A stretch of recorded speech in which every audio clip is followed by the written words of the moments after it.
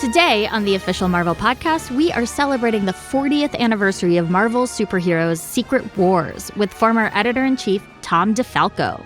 Now, when you think of Spider-Man's black costume, it's considered, oh, what a brilliant idea. At the time, it was considered the stupidest thing we could have done. We also chat with Dwight Stahl and Ryan Ting from Hasbro about the release of the retro-inspired Marvel Legends series Secret Wars collection and the all-new Marvel Animations X-Men 97 Sentinel. It's got all the bright pinkish magenta colors as well as the blues and the purples that just kind of make it look more real. Plus, just in time for your Thanksgiving feast, we've got a special comics deep dive on the iconic cosmic villain himself, Galactus, the Devourer of Worlds. I'm Preeti Chibber. I'm Nick Carrillo. And this is the official Marvel podcast.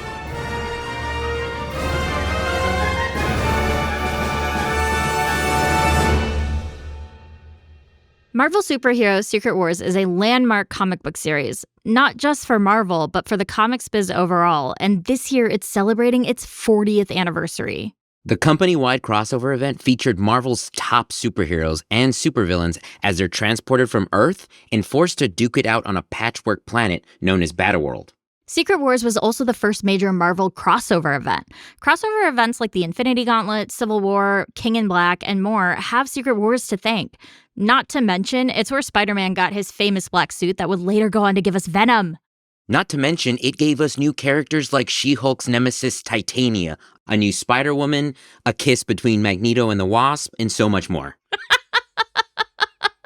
It happened. We cannot forget. He also makes a comb for her because she doesn't have a comb on Battleworld. And he uses Magneto. his It's what really a sweetie. sweet. He's a sweetie.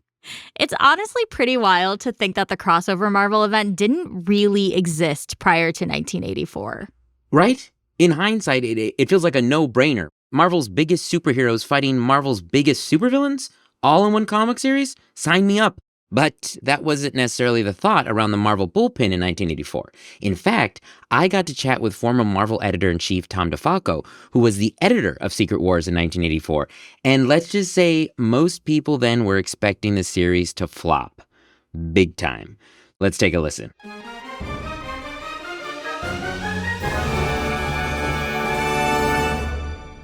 Hi, Tom. How's it going? So far, so good. So for our listeners who might not be familiar or who have been living under a rock, can you give us a quick overview of what Secret Wars is? Secret Wars was essentially a gathering of Marvel's top superheroes in a battle against Marvel's top supervillains. It occurred on an artificial planet called Battleworld, and it was masterminded by a creature which at the time we called the Beyonder. Can you share with us the origins of the Secret Wars project? Like, how did the team land on the title Secret Wars? Like, how did you all just figure out, like, hey, let's do this? So Mattel came to us to license our Marvel characters.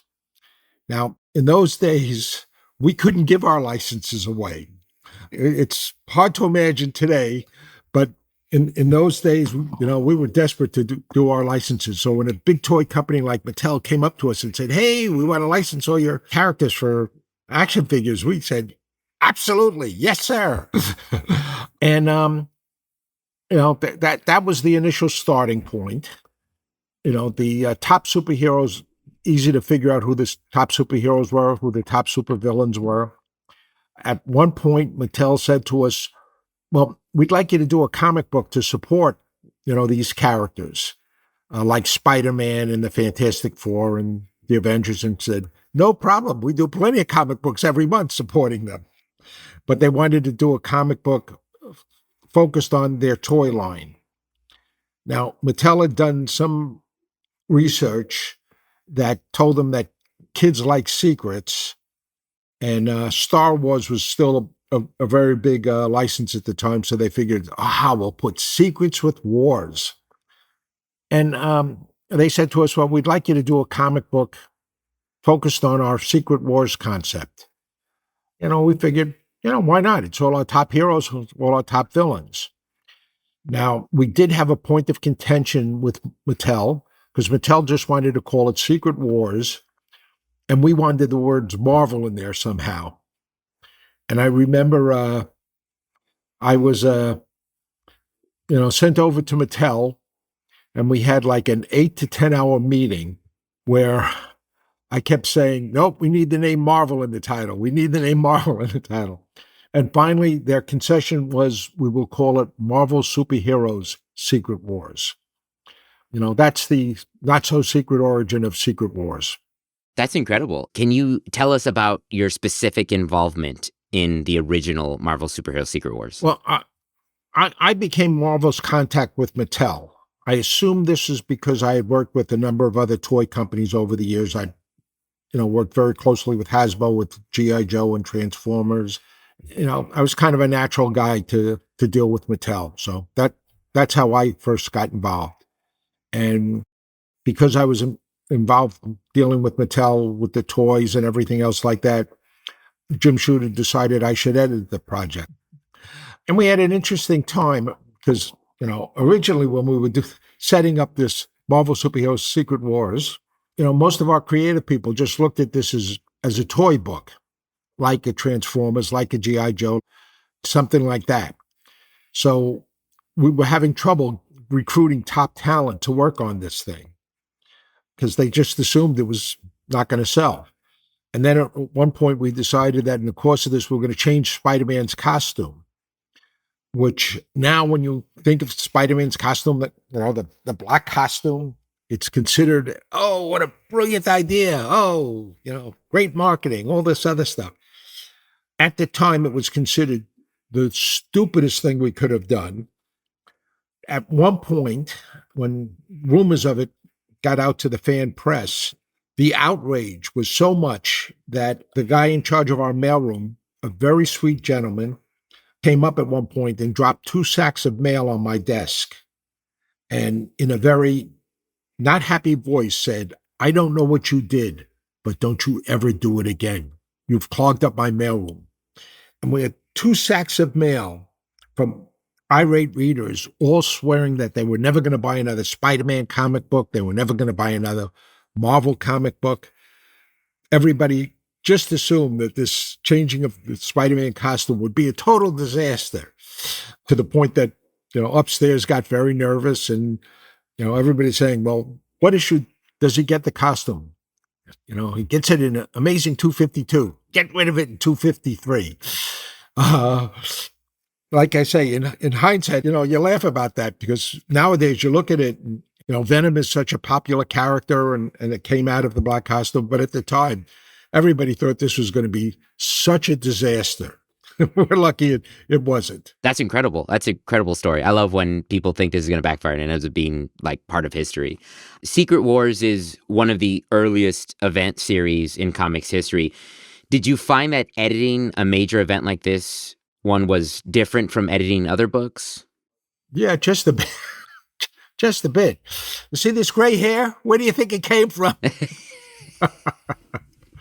It was a coordination nightmare because we had to coordinate with pretty much every other book on the line. Why did you have to go back and forth with other books and teams specifically? Because we're coordinating things. The Secret Wars starts, everybody goes into this building and then they get whisked to another dimension. And then a month later, they come home.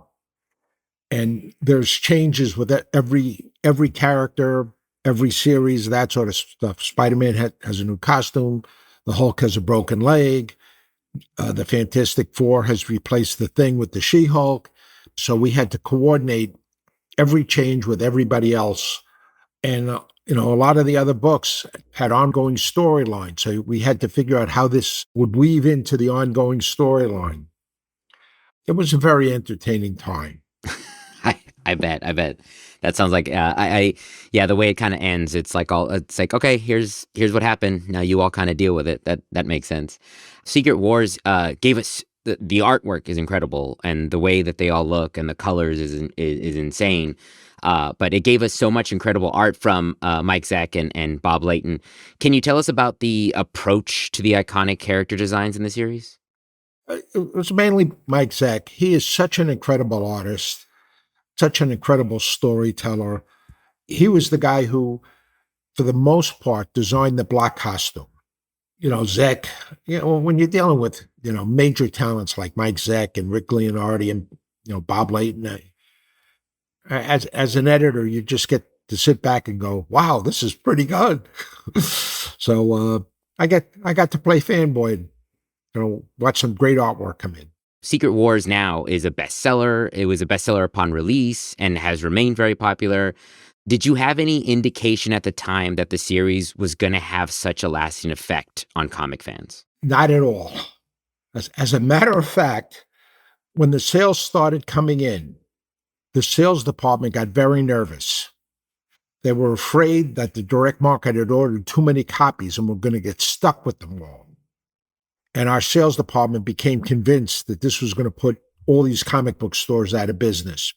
They were so convinced that they arranged for me and another gentleman by the name of Elliot Brown to fly to California.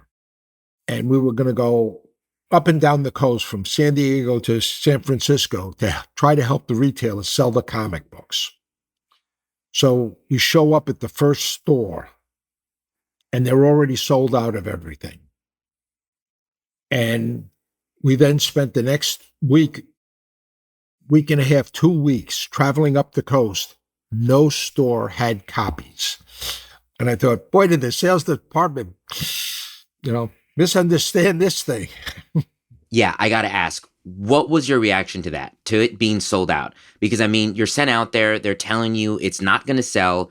You're going to put all these shops out of business. You get there, you find out it's sold out. Like, how did that feel?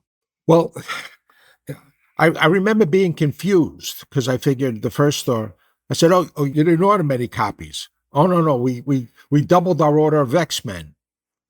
X-Men and Amazing Spider-Man were our top sellers. And I said, you doubled your order?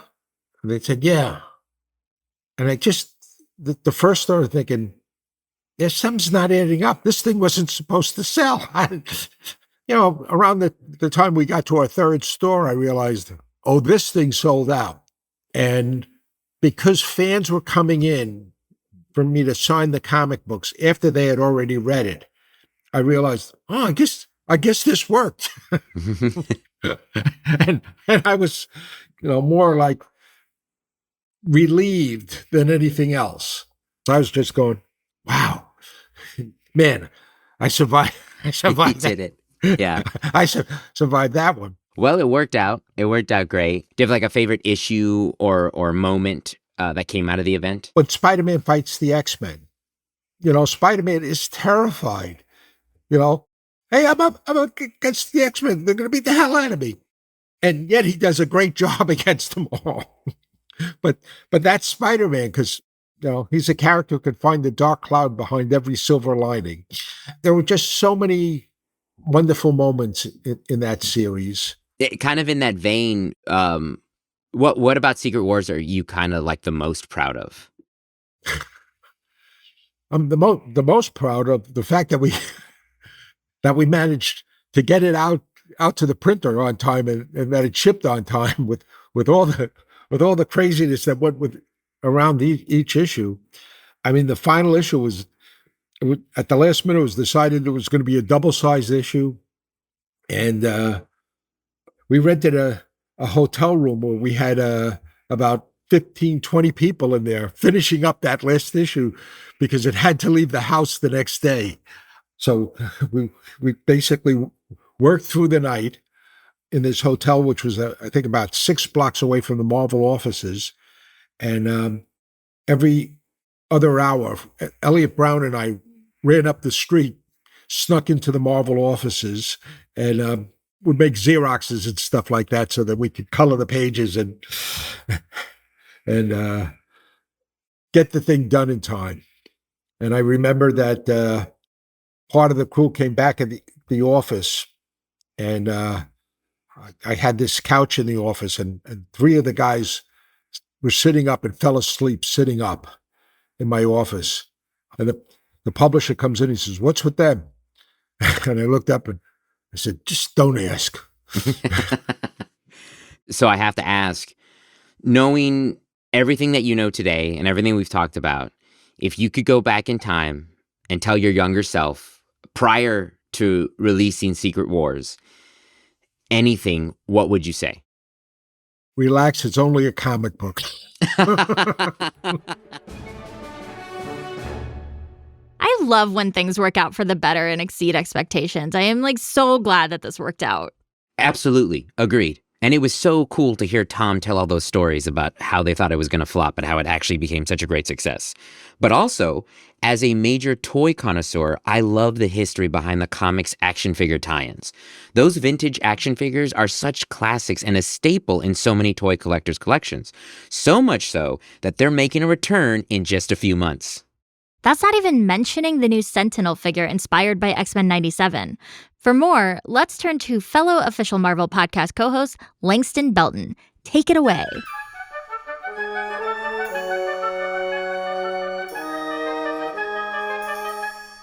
Today, I'm joined by Hasbro Product Design Manager Dwight Stahl and Director of Global Brand Development and Marketing Ryan Ting. Let's dive right in and talk about that beautiful new X-Men 97 Sentinel. I was actually at New York Comic Con last month when you all unveiled it. It was really, really exciting. What can you tell us about this new toy? Let's start with you, Ryan.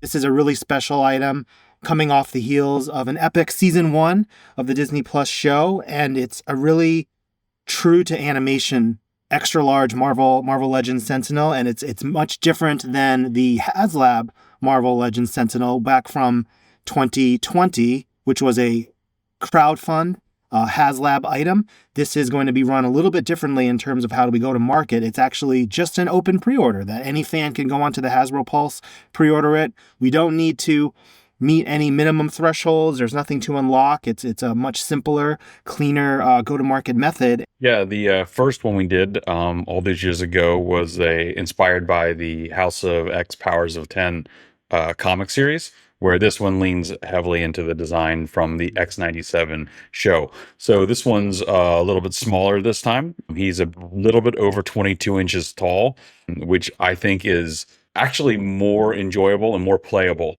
Dwight, how did the team decide on this version of the Sentinel as a new premium figure? We kind of sat down as a full team with our Marvel Disney counterparts, Jesse Falcon, and we went through, I don't know, about a half dozen concepts, and I don't want to list them here because you may be seeing some of those come out in the next couple of years, maybe as well. But this one, because of the show, and to the upcoming season 2, we thought had more relevance than some of the other things that we kind of went through. And because of that, at least from my point of view, it's why this one kind of got elevated quickly to capitalize on the heat of the show. It was just a really good timing, but it was just kind of fun to say, you know what? Would we revisit the Sentinel? And if we did, how would we go about doing that? And that's kind of where Ryan, Jesse, me, and our engineers all sat down and kind of discussed it and came up with a plan of attack. What makes this figure different than previous models? Can you describe some of its features? Because of the size, it gives us the ability to do added alternate pieces that we might not be able to do as well in the 6-inch line. For instance, this character has a removable chest plate to go over his reactor core. And by pulling that off, we have an alternate battle damaged piece that at a 6-inch scale, it'd be so small, it wouldn't really read or you wouldn't get a lot of credit for it. But at 20 plus inches, alternate chest plates. We have some swappable head things for this one. And I'll say another cool thing about when you take an action figure and increase the size, similar to other large figures, this new animated Sentinel has fully articulated hands and fingers with 25 points of articulation per hand.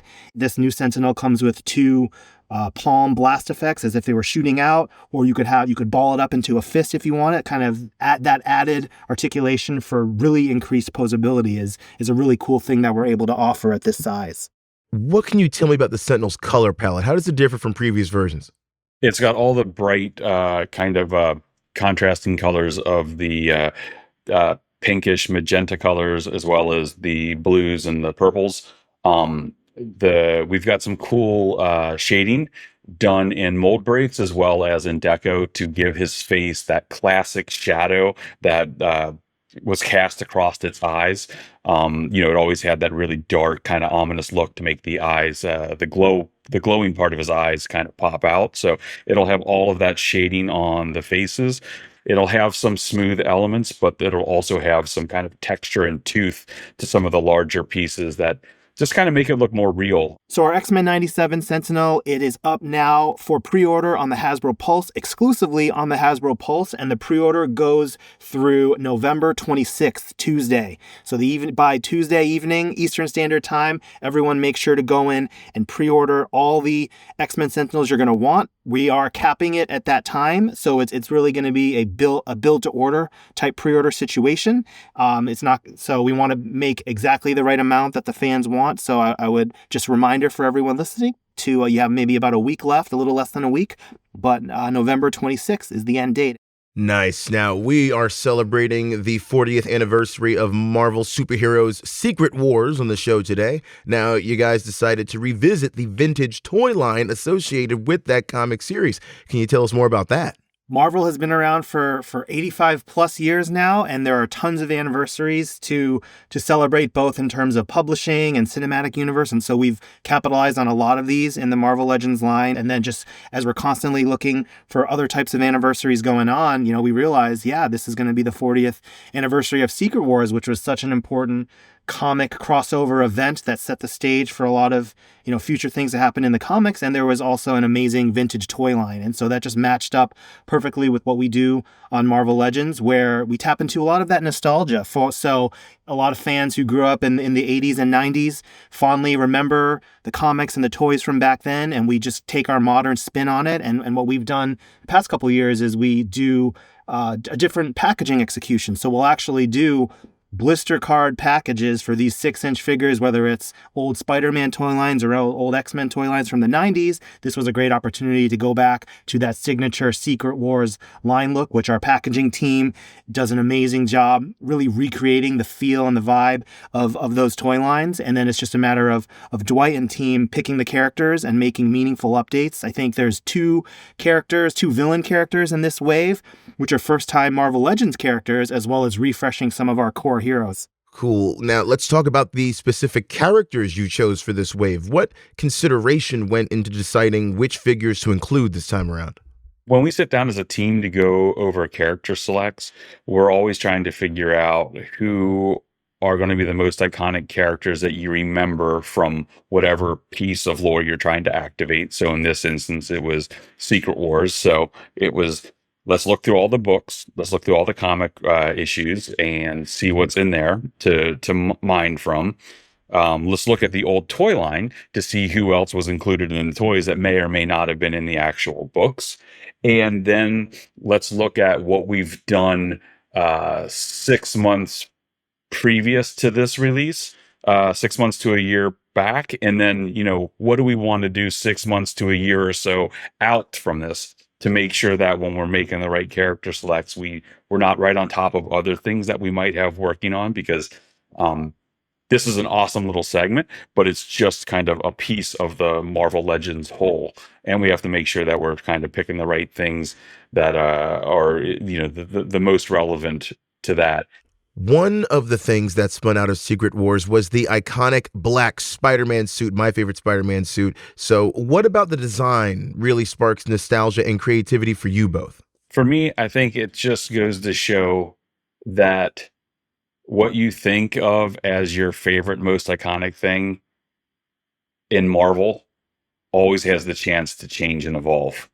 For all those years of the red and blue Spider-Man, you're like, oh, that's Spider-Man. He's red and blue. He's red and blue. And different artists would come in and they'd have a different take. And some Spider-Man had more web lines or a different chest logo or a different back logo. But when they went and created the black symbiote suit, it was like game changer. It was like, oh, wow, Spider-Man not only visually looks so different than he did before, but he's got a slightly evolved power set. And this is a different character. And as they continued that storyline and evolved what the symbiote was and what that meant and how it interacted with other people, you just saw that what I always thought of a newest Spider-Man is not the same anymore. And that's something that Marvel does so well with so many of their characters. Well, thank y'all so much for joining us. This was awesome, and I cannot wait to have you guys on for the next time for more reveals. Did I pre-order the entire wave of Secret Wars figures while listening to that chat? Yes, absolutely, 100%. No shame in the game. Okay, but what about Sentinel? Oh, I pre-ordered that the moment it was announced at New York Comic Con. I was on it. I mean, I've got to imagine that big boy takes up a lot of shelf space. And speaking of big boy, see what I did there? That wasn't that a great segue? That was fantastic. Thank you. There is one Marvel villain whose scale is so big that he has to eat entire planets just to satiate his hunger. This cosmic level being is easily one of the most iconic villains in the Marvel Universe. So much so that we've got to break down the character's comic book history. Let's do it.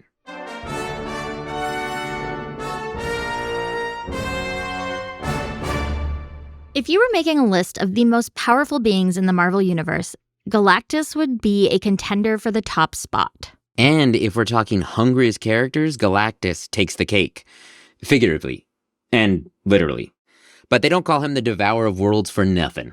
It's true, Galactus is not just a ginormous, virtually invulnerable, godlike super genius in a purple helmet with weird tuning fork antlers. He also eats planets. Yeah, so if you ever get asked, what Marvel character would you most like to have dinner with? Don't pick Galactus, unless you want the entire Earth on the menu. Also, mine would be Spider-Man, because he's cool. Easy. Well, wait. Here's the thing, though. If you're eating with Spider-Man, you're footing the bill. Like 100%.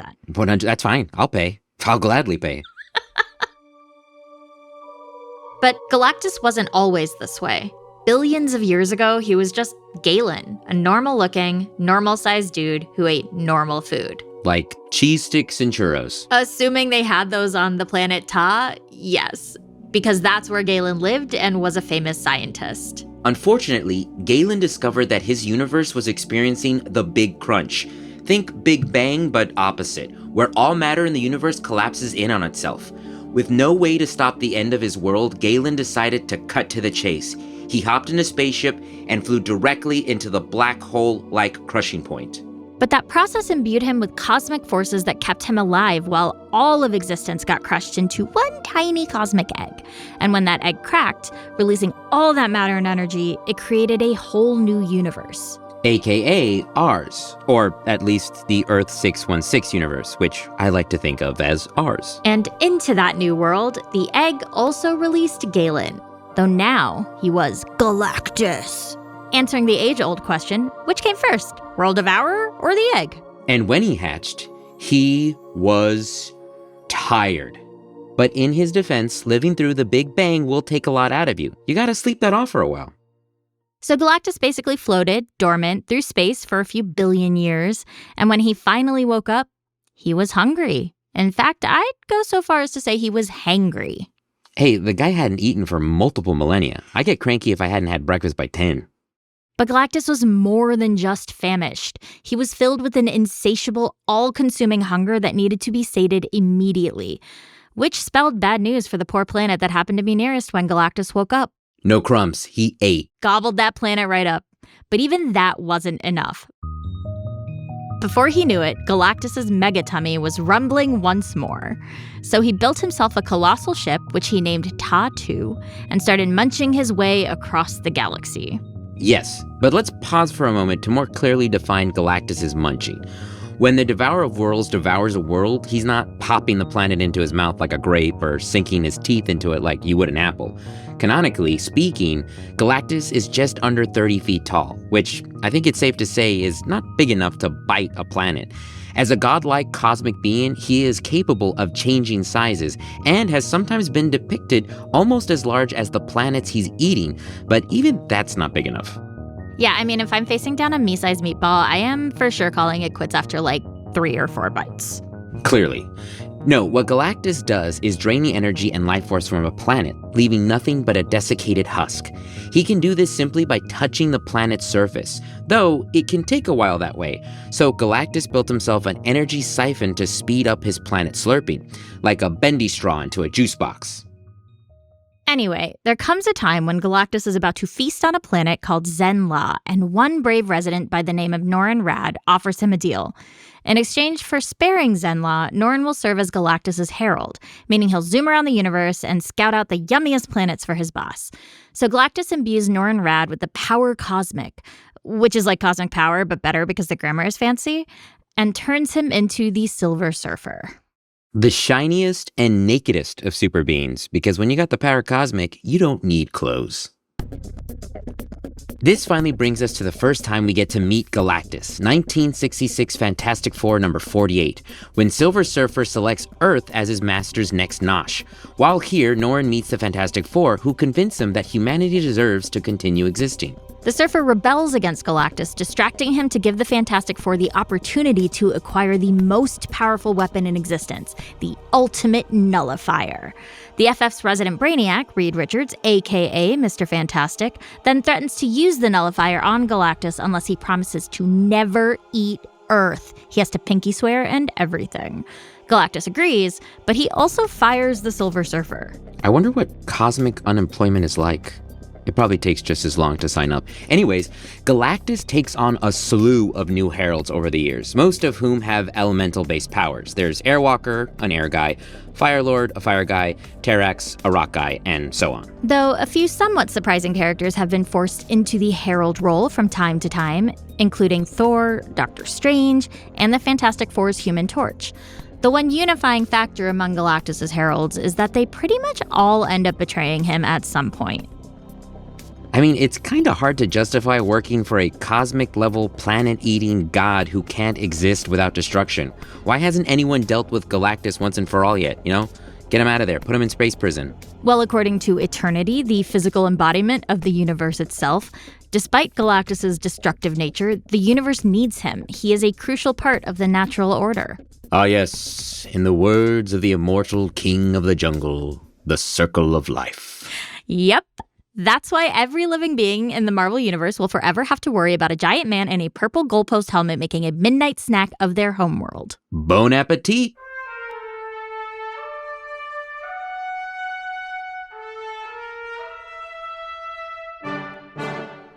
During the events of the mid-'80s Marvel Superheroes Secret Wars comic book series, Marvel's greatest heroes and villains are transported to a strange planet with the promise of unlimited power for those who can defeat their enemies.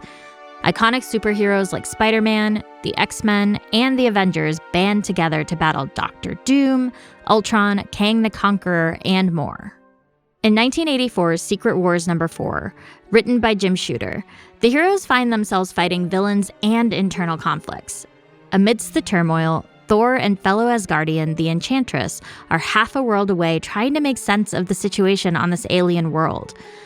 Whether in the spirit of villainous deceit or a desire for true connection amongst the chaos, she asks for Thor's love, to which Thor replies, "Love is not an object to be seized or stolen. It can only be given."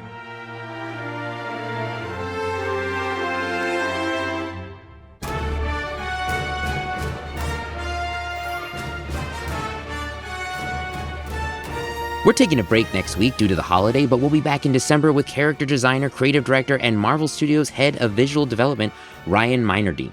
We're basically trying to design the look of the main Marvel heroes and villains that are going to really define each project. That's it for this episode. If you haven't already, make sure to leave us a review wherever you're listening. It helps other Marvel fans find the show. Yes, and make sure you're subscribed so you never miss an episode.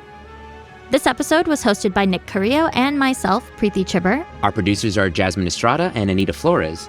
Additional writing by Christopher Healy. with help from Senior Manager of Audio Production and Development, Brad Barton, and Production Manager, Emily Godfrey. Mixed by Emma Munger. Theme music by Ida Akbal. Executive producers are Larissa Rosen and Jesse Berger. Thanks for listening. We'll see you in 2 weeks. Bye!